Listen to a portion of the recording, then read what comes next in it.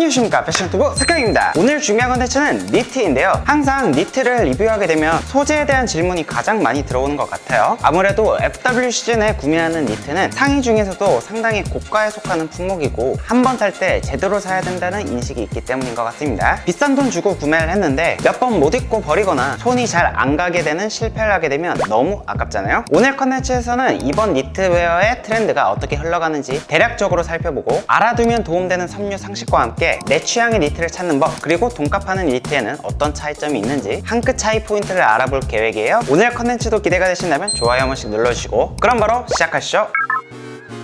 패션에 관심이 많으신 분들이라면 익히 알고 계시겠지만 올해 패션계의 분위기가 전반적으로 많은 변화가 있었죠. 3, 4년 전까지만 해도 미니멀이다, 뉴트럴 컬러다, 꾸민 느낌을 많이 덜어낸 꾸안꾸 스타일이 강세였는데요. 그동안은 뉴트럴 컬러의 세미 오버핏, 오버핏 정도의 플레인 니트를 다들 옷장에 한 벌씩은 구매하셨을 거예요. 하지만 최근에는 트렌드의 변화가 찾아오면서 패션 디자이너들이 전개하는 컬렉션뿐만 아니라 많은 미디어에서 꾸안꾸에서 꾸꾸꾸로 변화한 모습을 보이고 있는데요. 이번 시즌에 트렌디하게 보이고 싶다면 세 가지 포인트만 기억해 두시면 됩니다. 첫 번째는 컬러감입니다. 그동안은 일명 얼씨룩이라고 자연에서 볼 수 있는 뉴트럴 컬러톤이 유행을 했는데요. 물론 뉴트럴 컬러는 지금도 활용하기 좋은 기본 컬러지만 요즘 떠오르는 컬러톤은 단연 비비드한 컬러감이에요. 블루, 그린, 오렌지, 바이올렛 같은 팝한 느낌을 주는 컬러감의 니트들을 이번 시즌 많은 브랜드에서 만나볼 수 있어서 관심 가는 컬러가 있으시다면 한번 도전해 보시는 것도 좋겠죠. 두 번째는 조직감입니다. 이번 시즌에는 다양한 편집 방식이 사용된 니트를 볼 수가 있는데요. 꽈배기부터 시작해서 펀칭, 시스루까지 다양한 디테일이 들어간 니트들을 보실 수가 있어요. 디테일이 많이 들어가서 부담스러운 니트들이 있다고도 생각을 하지만 이런 정도의 살짝의 포인트 정도 가미된 니트가 있으시다면 충분히 예쁘게 활용 가능하다고 생각해요. 그동안 플레인 니트, 가디건이 지겨우셨던 분들이라면 새롭게 떠오르는 이번 트렌드에 탑승을 하셔도 좋을 것 같습니다. 세 번째는 질감인데요. 최근 우영미에서 출시한 부클렛 니트 같은 경우는 보들보들하고 폭신폭신한 느낌을 주죠. 질감에서보다 쓰다듬고 싶은 느낌을 줍니다. 장식사 일종인 알파카나 모헤어를 혼방한 니트들도 출시가 되고 있는데요. 헤어리한 텍스처감이 돋보이는 만큼 하나만 입어도 포인트가 되는 아이템들입니다. 참고로 이런 장식사를 쓸 경우에는 고가의 컨템포러리 브랜드에서도 나일론 100%나 합성 섬유를 혼방하는 모습을 많이 볼 수가 있는데요. 이렇게 털이 날리는 질감의 장식사를 많이 혼방을 하게 되면 아무래도 내구성이 낮아지는 만큼 천연 섬유보다는 합성 섬유를 혼방해서 내구성을 올리기 위함이니까 참고를 해주시면 좋을 것 같습니다. 항상 트렌드를 말씀드릴 때마다 무조건 유행을 쫓아야 된다 라고 곡해하시는 분들이 많아서 정리를 해드리자면요, 트렌드가 변화했다고 해서 모든 걸 한 번에 바꾸고 다 받아들일 필요는 없어요. 특히 이번 시즌 같은 경우는 니트를 포인트 아이템으로 활용하기 좋은 트렌드가 찾아온 만큼 니트에는 힘을 주면서 바지로는 블랙 슬랙스 같은 기본템을 매치해 주신다면 트렌드도 즐기면서 깔끔한 스타일링이 가능합니다. 항상 강조를 드리지만 기본템이 가장 중요하다는 거 참고해주세요. 다음으로는 알아두면 좋을 니트 섬유 상식에 대해서 알려드릴게요. 과거에는 사실 혼용률을 최우선 지표로 삼았던 시절이 있었는데요. 확실히 합성 섬유보다는 천연 섬유가 선호가 되었었죠. 아무래도 예전에는 가격대를 낮추기 위한 목적으로 저렴한 원사를 사용하다 보니까 합성 섬유에 대한 인식이 많이 안 좋아졌던 것 같습니다. 하지만 요즘에는 굉장히 다양한 가공을 섞으면서 매우 고가의 아크릴 나일론 섬유도 있어요. 천연 섬유보다도 훨씬 비싼 경우도 많죠. 그래서 내가 괜찮다고 생각하는 브랜드라면 어느 정도는 그 브랜드 디렉터와 디자이너의 의도를 믿고 구매해 보시는 것도 나쁘지 않다고 생각합니다. 물론 저가 라인의 니트에서는 혼용률은 충분히 좋은 지표가 되지만요. 이번엔 니트 소재별 기본 상식을 알려드릴게요. 개인적인 취향이 다 다르기 때문에 취향에 맞는 옷을 찾기 위한 가이드로서 참고해 주시면 좋을 것 같습니다.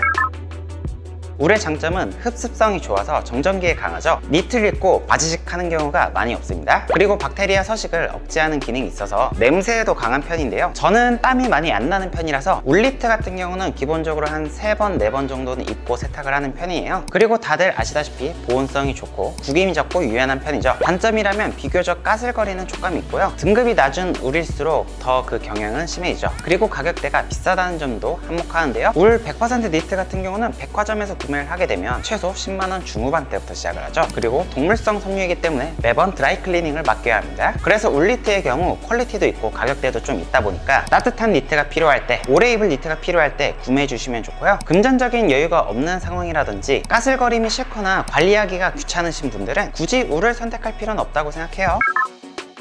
캐시미어는 아까 말씀드린 울의 장점을 모두 가지고 있는데요. 거기다가 일반적으로 유통되는 내몽골산 캐시미어의 경우 14에서 16 미크론 정도의 섬도를 가지고 있어서 피부를 찌르지 않아요. 그렇기 때문에 까슬거림이 없다고 느껴지는 겁니다. 단열 효과가 일반 울의 3배 정도가 되기 때문에 두께가 얇아도 보온성이 탁월하고요. 터치감이 굉장히 부드럽다는 장점이 있죠. 단점이라면 가격대가 매우 비쌉니다. 고급 소재니까요. 거기다가 관리를 무척이나 잘 해줘야 되는 소재이기도 하죠. 내구성이 낮아서 털 빠짐도 많고 드라이도 매번 해줘야 되니까요. 극도로 따뜻함과 부드러움을 원할 때는 캐시미어만한 대안이 없다고 생각하고요. 고급스러운 느낌을 주기에도 캐시미어만한 소재가 없죠. 하지만 고급 소재인 만큼 가격대가 아무래도 부담스러울 수가 있고요. 보통 캐시미어 니트는 이 두께감이 되게 얇은 편이기 때문에 몸매가 드러나는 게 싫으신 분들도 피해 주시는 것이 좋아요. 그리고 관리가 어렵기 때문에 관리를 잘 못하시는 분들은 오히려 몇 번 못 입고 버리는 경우도 있을 수도 있어요.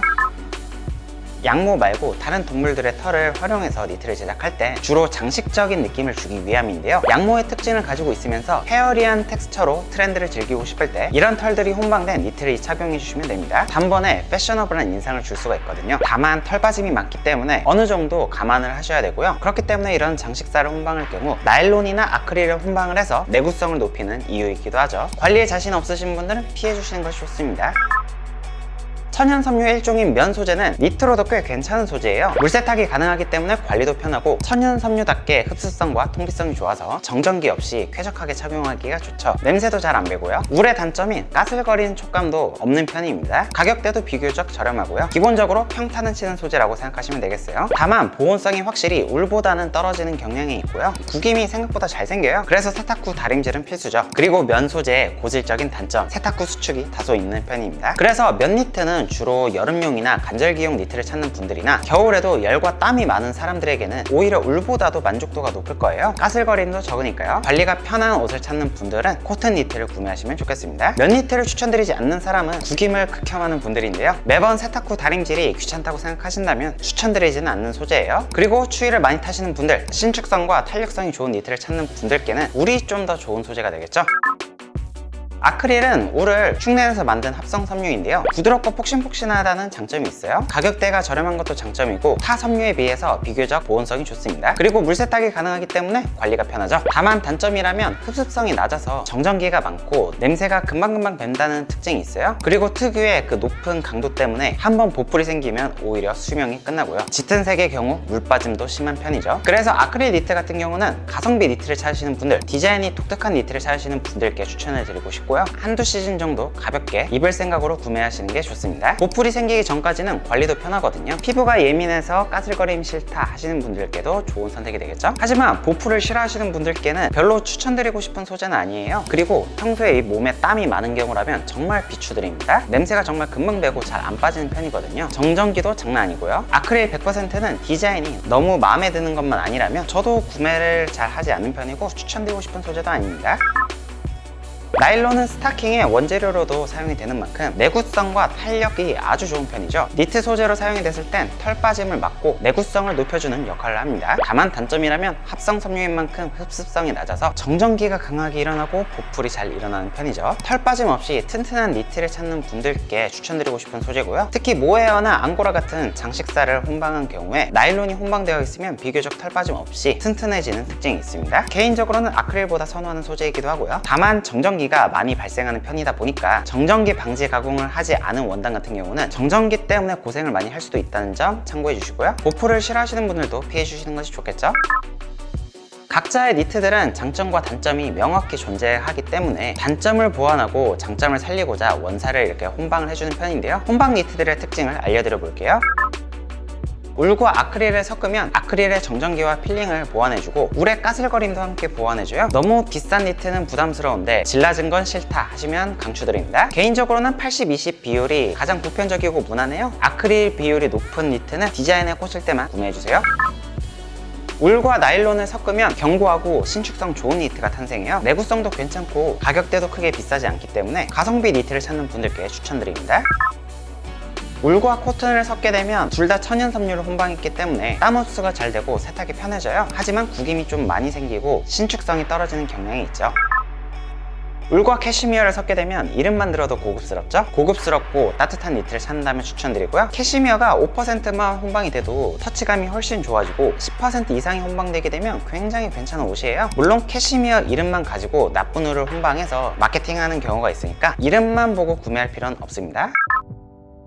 온라인에서는 특히 이름만 가지고 마케팅을 하는 경우가 있기 때문에 울에도 등급이 있다는 점 알고 가시면 좋은데요. 원사가 가늘고 길고 불순물이 없는 것일수록 고급입니다. 아무래도 섬유장이 짧으면 계속 붙여서 이어나가야 하니까 가공도 들어가고 중간중간에 끊기면 문제도 생기고 부풀도 잘 생기죠. 그래서 좋은 니트는 일반적으로 부드럽고 폭신하다는 특징이 있고요. 저가의 울을 사용하게 되면 까슬거림이 심해지죠. 아니면 처음에는 유연제 처리를 해서 부드러운 촉감이 있지만 특유의 미끄덩한 느낌이 날 수가 있고요. 가끔 가다가 캐시미어를 혼방한 니트 라고 해서 구매를 했는데 막상 입어보니까 부드럽지도 않고 까슬거릴 때가 있죠. 그런 경우에는 저가의 울을 사용을 했거나 단가를 낮추기 위해서 재생울을 사용했기 때문인데요. 그래서 품질을 신경쓰는 브랜드들은 울마크 컴퍼니의 인증을 받은 원단을 사용해서 차별화를 줍니다. 울마크 컴퍼니의 인증을 받았으면 일단 기본적으로 버진울을 사용했다는 뜻이니까요. 정리하자면 도메스틱 브랜드의 캐시미어 30, 울 70의 니트나 코트보다 컨템포러리 브랜드의 캐시미어 10, 울 90, 니트 코트가 값을 좀 더 받고 품질이 좀 더 좋은 이유가 그레이드가 높은 울을 사용했기 때문이에요. 참고로 타임홈무 더 캐시미어를 운영하는 한섬 같은 경우는 스코틀랜드의 높은 그레이드의 울과 캐시미어를 취급하는 걸로 유명하죠. 그래서 비교할 때 혼방률도 물론 참고를 하시면 좋겠지만 브랜드의 평판도 함께 고려를 하신다면 보다 현명한 소비를 하시는데 도움이 되실 겁니다. 니트를 구매할 때 특히 취향을 많이 타는 부분이 두께인데요. 니트의 두께는 주로 게이지라고 표기를 하는데 게이지란 1인치에 들어가는 바늘의 수를 뜻해요. 3게이지 정도 되면 1인치 안에 바늘이 3개밖에 들어가지 않으니까 꽤나 두꺼운 니트가 되고 게이지의 숫자가 점점 커질수록 얇고 부드러운 니트가 되죠. 내가 소프트하고 부드러운 걸 좋아하냐 간지나게 딱 떨어지는 느낌에 단단한 걸 좋아하느냐에 따라서 취향이 많이 갈리는 영역인데요. 얇고 부드러운 하이 게이지 니트는 주로 편한 게 좋아, 부드러운 게 좋아, 몸매가 드러나는 게 좋아, 촤르르한 느낌이 좋아 하시는 분들께 추천드려요. 얇은 니트는 주로 레귤러에서 세미 오버핏 정도로 핏이 나오는 편이고 캐시미어 같은 고급 소재를 사용하는 경향이 있습니다. 몸매 관리가 잘 되어 있을 때 태가 잘 사는 그런 니트예요. 반면에 두꺼운 실로 짠 로우 게이지 니트는 체형을 보완하고 싶어, 몸매가 드러나지 않았으면 좋겠어, 탄탄한 느낌이 좋아, 각 잡힌 느낌이 좋아 하시는 분들께 추천드려요. 어깨가 좀 더 넓어 보였으면 하는 분들께 추천드리고 싶은 니트이지만 팔이 짧으신 분들 같은 경우에는 두터운 니트를 입었을 때 이 팔 부분이 붕 뜨고 핏이 예쁘게 안 나올 수가 있어요. 그래서 본인 체형에 잘 맞게 선택을 해주시는 것이 좋습니다. 지금까지는 니트의 소재와 두께에 대한 이야기를 말씀드렸죠. 이번에는 초보자도 알기 쉬운 돈값 하는 니트의 한 끗 차이 포인트 알려드릴게요. 니트는 아무래도 편물이기 때문에 일반적인 직물과는 봉제 방식에서 많은 차이가 있는데요. 니트에는 사시라는 기계가 있어요. 링킹 스티치라고도 하는데 그 기계로 이음매 부분을 봉제하게 되면 핏이 매끈하고 깔끔하게 떨어져요. 저렴한 봉제로 제작한 니트의 경우에는 어깨 부분을 편하게 오버러크로 막는데 이 경우에는 이음매 부분이 붕 떠서 어벙한 핏감을 줄 수 있답니다. 링킹 스티치로 제작한 니트들은 아무래도 그 바늘의 코와 코가 맞게 편직을 했기 때문에 오래둬도 옷이 변질되지 않고 핏이 망가지지 않습니다. 그리고 비싼 니트들을 보시면 어깨나 목 부분에 그물처럼 생긴 걸 보신 적이 있을 거예요. 이걸 코주림이라고 부르는데요. 둥글게 떨어지는 곡선 부분에 코를 줄여가면서 자연스러운 핏감이 나오게끔 만드는 고급 니트 편직 방법이에요. 사람의 인체는 2D가 아니라 3D이기 때문에 이 곡선을 자연스럽게 만들기 위해서 코주림을 넣는 거고요. 디자인적인 용도로도 넣기도 하죠. 사시봉제와 코주림은 고급 니트에 사용되는 봉제 기법인 만큼 돈값 하는 니트의 한 끗 차이 포인트 알고 가시면 좋겠어요. 이상으로 오늘은 니트 구매에 대한 총정리 영상을 찍어봤는데요. 이번 시즌 대략적인 트렌드의 변화도 짚어보면서 여러분들의 취향에 맞는 니트를 찾는 데 도움이 되셨으면 합니다. 저는 그럼 다음에 더 좋은 패션 컨텐츠로 찾아뵐게요. 안녕!